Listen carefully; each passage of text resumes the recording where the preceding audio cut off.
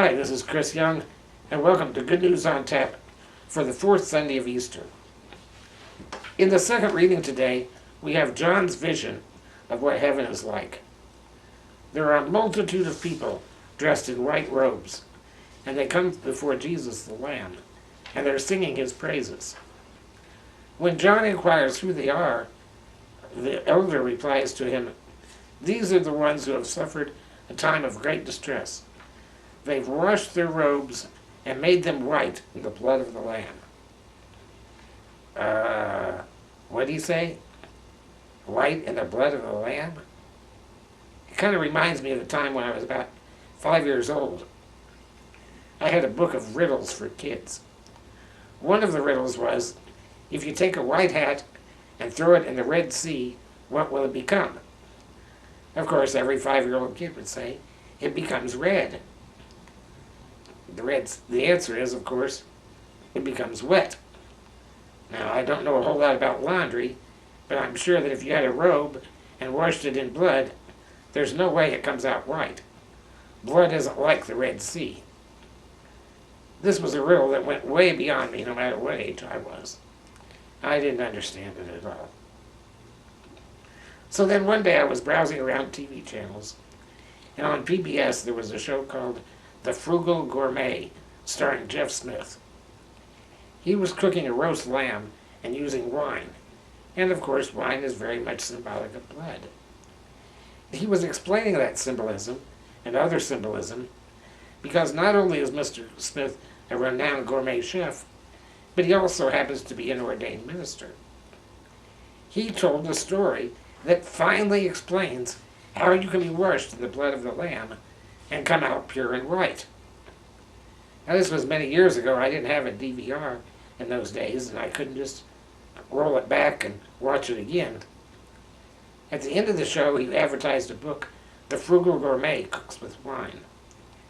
At the very first opportunity, I ran out to a bookstore in hopes that the story he just told on the air was in the book. That way I could get this explanation down pat. Sure enough it was, and I've been reading this story to my RCIA classes for many years now. I'm excited to share it with you.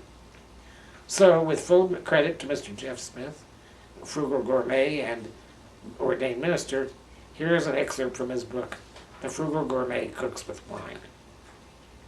Quote, "The image of adoption was connected with the image of blood.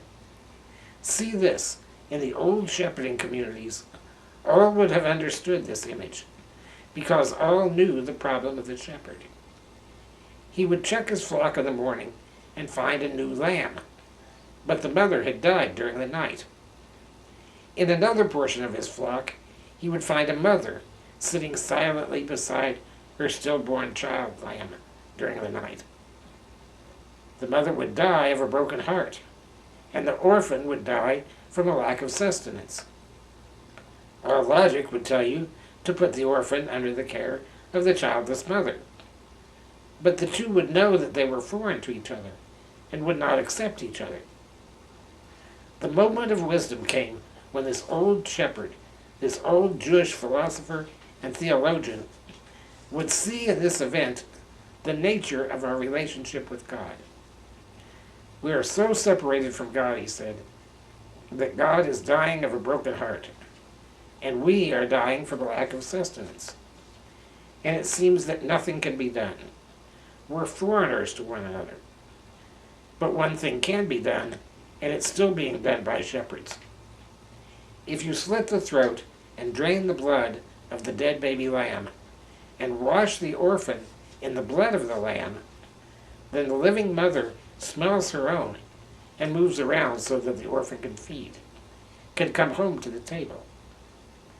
The image of the blood of the lamb being a symbol of adoption was common in early traditions, and it remains common in the church today."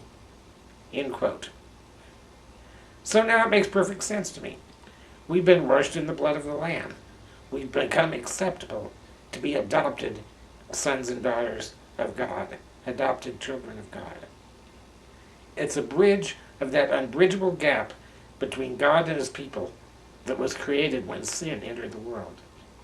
And that gap has been bridged, and now once again, we truly are children of God. And that's good news on tap for the fourth Sunday of Easter.